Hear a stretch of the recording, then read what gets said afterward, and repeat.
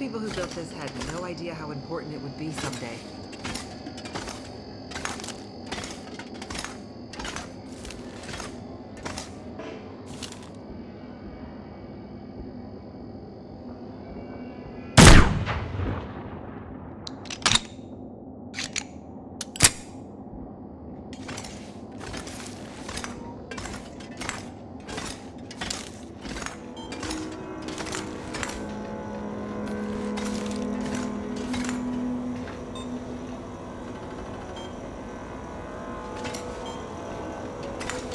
Well, well, there she is, the Suzuki radio telescope.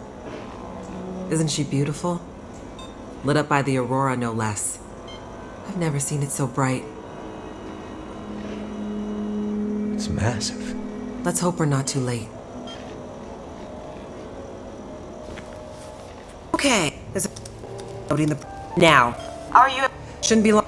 What do you need? Okay, I'm gonna then. So, meanwhile, the new it's an. Yep. Yeah. Name grab the you'll what and then So, the got it. like. Did you say? Don't.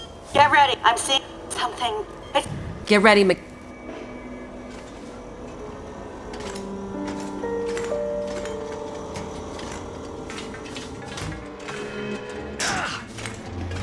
What a mess. Look for the wheel, Mackenzie.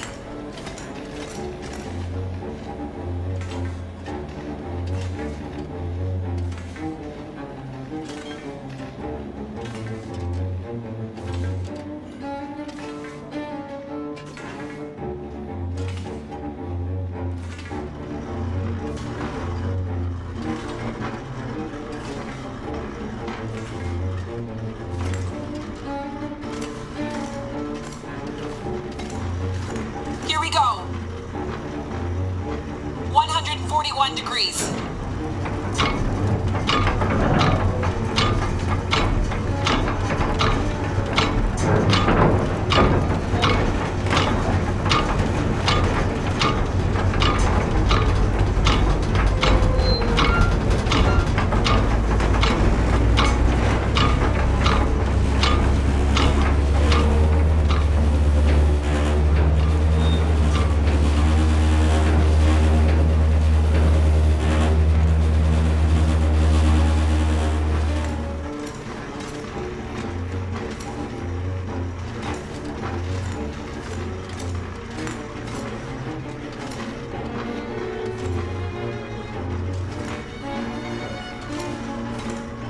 Look for the console with the big wheel on it. Come on, Mackenzie. How am I supposed to find anything down here? There's gotta be a way through here.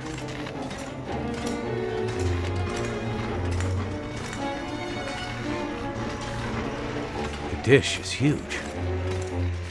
That's it. We're getting close now. Keep going. Okay, 67 degrees.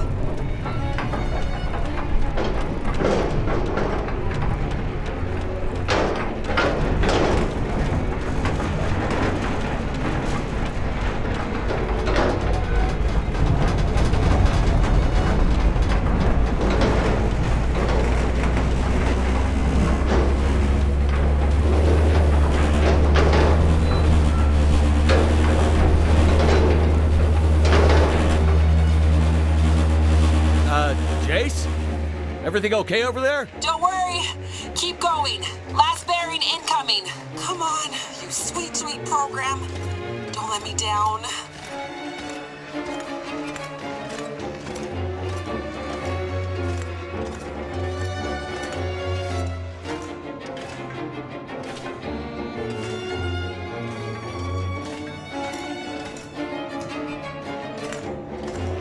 "156, Mackenzie. Get to 156 before the whole thing blows."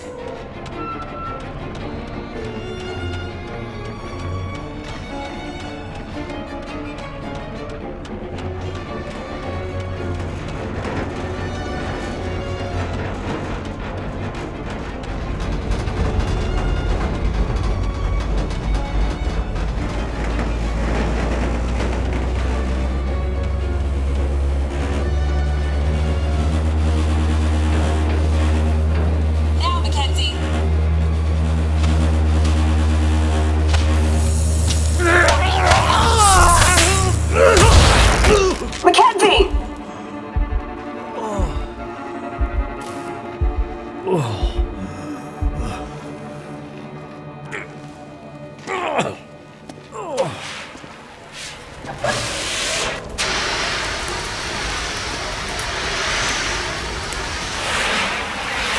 The program? She did the most any program can hope to do. Her job. Now let's hope Dr. Atwood got what she needed. Because this gear is toast.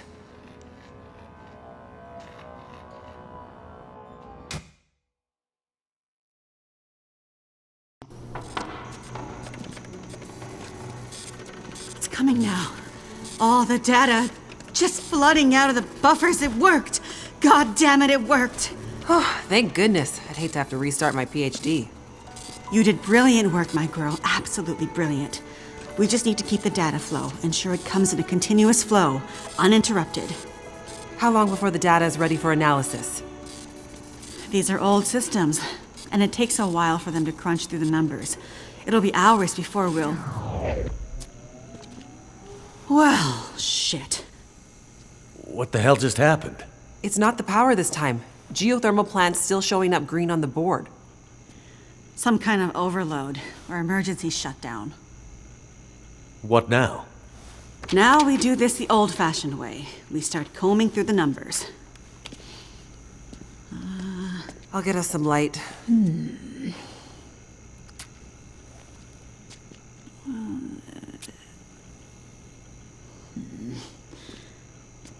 Do you see anything that would indicate the level of K-index we might expect to... Shush, girl.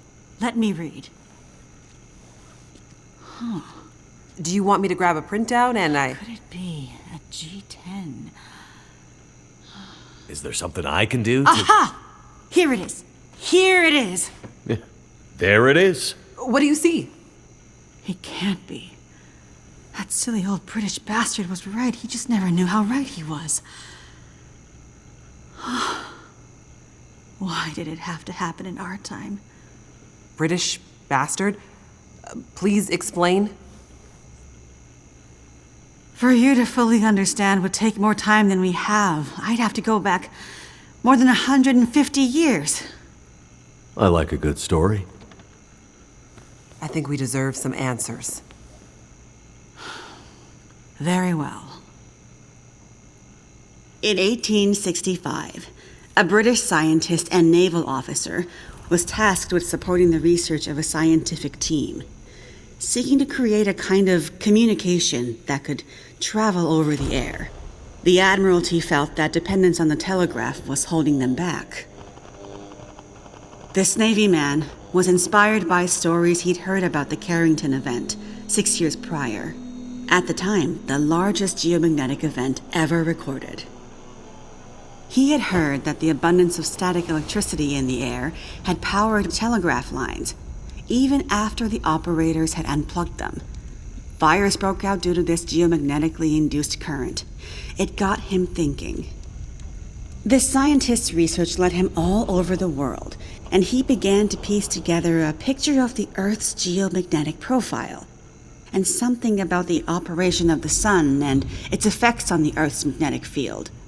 Remember, this was 150 years ago, and well before they had the equipment to prove any of this. But a theory began to take shape in his mind that suggested the sun went through cycles of geomagnetic activity, waxing and waning, but sometimes spiking inexplicably in dramatic ways. The historical record held evidence of many of these events, but in pre-industrial times, the impacts were more subtle. Even in the mid-1800s, there wasn't enough power infrastructure to really feel the impact of these spikes, so it wasn't of grave concern. But the growing dependence on telegraphy suggested this shouldn't be ignored. And this scientist predicted that if the level of electrification continued to grow exponentially, as was predicted, this would create a serious vulnerability that could be exploited by their enemies at great cost to industry and society at large. He was given a secret commission from the Royal Geographical Society to prove his theories and to come up with a strategy that would ensure the British were in the strongest position to exploit any such geomagnetic disaster. After another decade of research, this scientist began to suspect that this geomagnetic current that existed all around them could impact many other things and more deeply. He began to study migration patterns of animals and gathered evidence of whale strandings, bird die-offs, and other unexplained mysteries relating to animals' innate abilities to navigate vast distances with great precision without the benefit of modern tools or equipment. Eventually, he knew he had to travel north to the Arctic to really test his theories. And in December of 1865, he took a ship and a crew of Navy scientists and mariners in a specially commissioned research vessel, a modified bomb mortar ship, fashioned after the Terror and Erebus from the ill-fated Franklin expedition. His ship was named the HMS In Tenebris, and he took it and a crew far above the Arctic Circle, along with an array of unique recording equipments he had crafted himself, with the hope of collecting data to support his theories. This scientist and Navy man was Captain Edmund Wintermute. The word in Mackenzie's secret message. It was a person's name.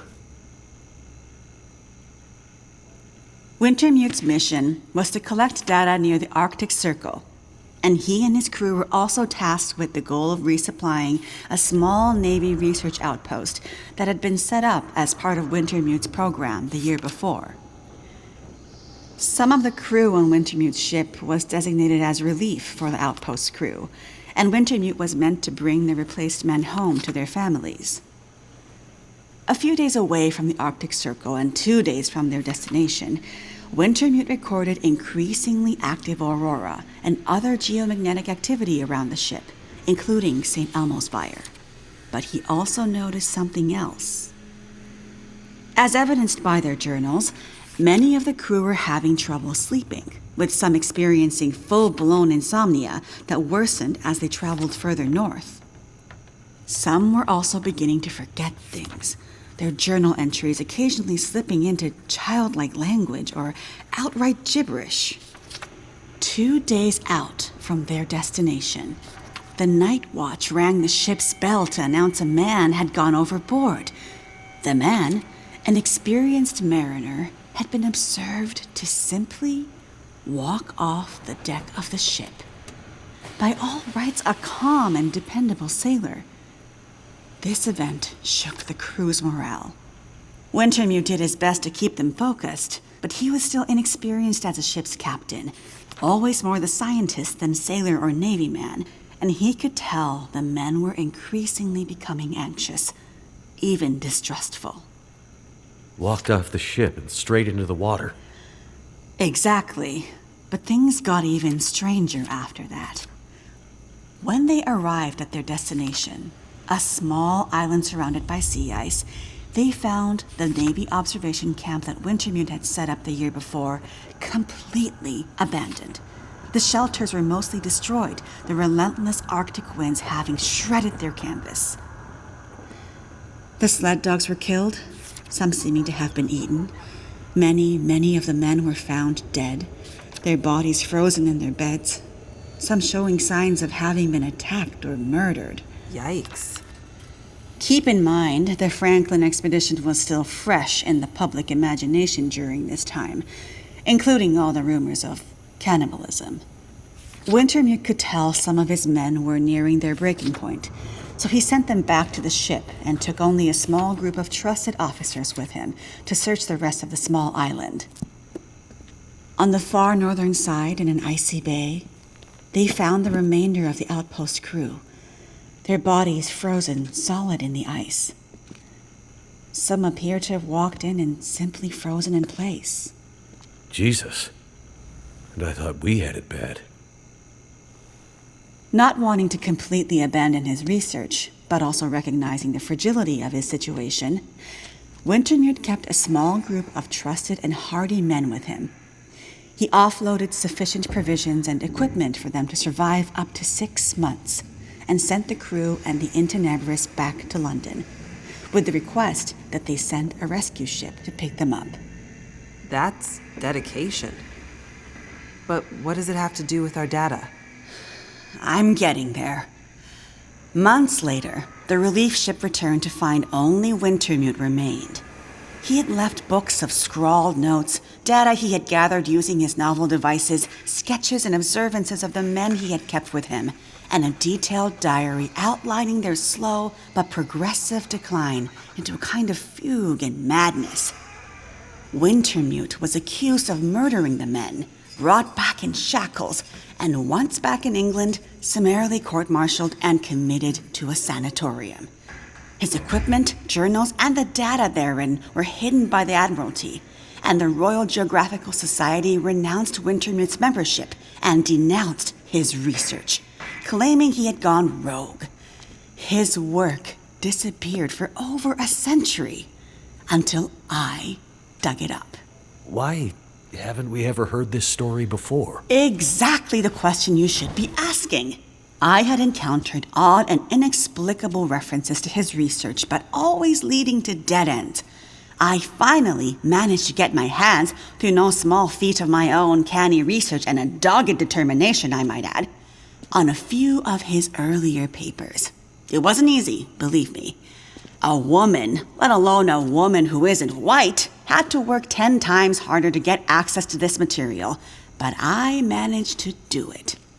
I spent the next 20 years piecing it together, tracing the fingerprints of Wintermute's theory, collecting his data, analyzing, and then adding to his research with research of my own using increasingly modern equipment.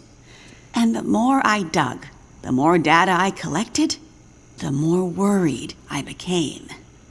Because not only had Wintermute's original fear come to pass, that the world had become dependent on the electrical grid, a technology that would easily be taken offline should any Carrington-level geomagnetic event occur. But even worse, that the Carrington event of 1859 was like a tiny spark compared to the massive, overwhelming storm that might come in the future. I started to talk to others about this, but of course people thought I was crazy. They ignored me at first, then started to denounce me, and then ostracize me. Until I eventually found myself so far on the fringes of accepted science that I was entirely isolated, with nobody to trust, nobody who would believe me. I lost my job, my marriage failed, all my academic credentials were thrown into question. Ah, this explains something about your reputation, Dr. Atwood. Nobody would believe me. Except for John, who you met as Jeremiah, Mr. Mackenzie. He was a young corporal in the Canadian military when I first met him. Handsome, as I recall. It's a long story on top of an already long story, so I won't tell it all here. But the important thing was he was stationed at a radar observation post along the Dew Line, far north, and started to observe some strange things of his own. He followed the trail, which eventually led him to me. Then when we got together, there were sparks, I tell you. To be believed by someone, it was like a drug.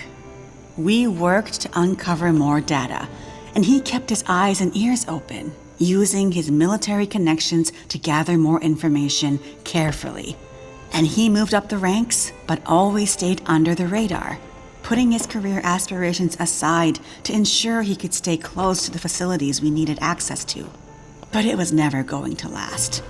At one point, he was caught accessing some classified data shared with our NATO allies, and they thought he was spying for the Russians, so they put him in military prison. And we lost touch. Years later, he actually found me here, at the radio telescope. He was a changed man. His fire was gone. They'd somehow broken him. He said he still believed, but he couldn't be part of this journey. And that's the last time I saw him. That was more than 20 years ago. I can't believe he's still alive. And on Great Bear, no less. You can't possibly believe that's some kind of coincidence. Jeremiah being here. What are you suggesting? Isn't it obvious? He stayed here for you, to be close to you, to keep watch. He's been here ever since. close by, in case you might need him. And as soon as he saw the aurora and what it could do, he knew. He saw the signs. When I met him, he was nearly killed by a bear, and when I left him, he was still not much more than half alive. Otherwise, I'm sure he would have come here himself. But he sent me to warn you. He made me promise.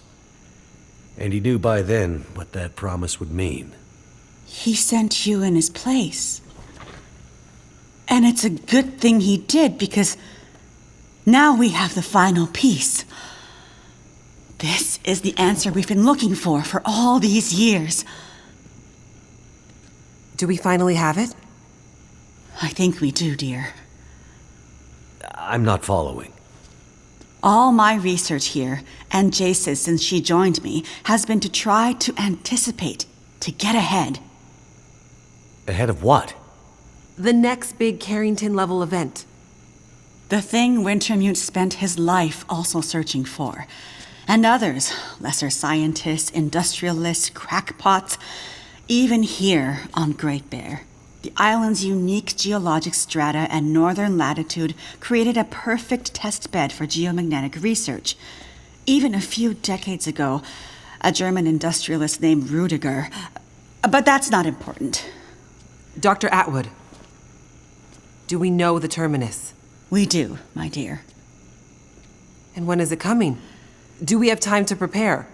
No, dear. It's already too late. It's already started. What does that mean? It means we're in a new geomagnetic normal.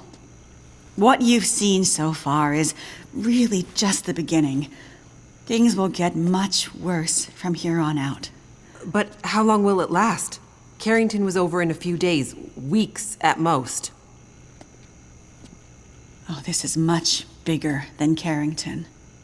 How long, Doctor? I hesitate to say.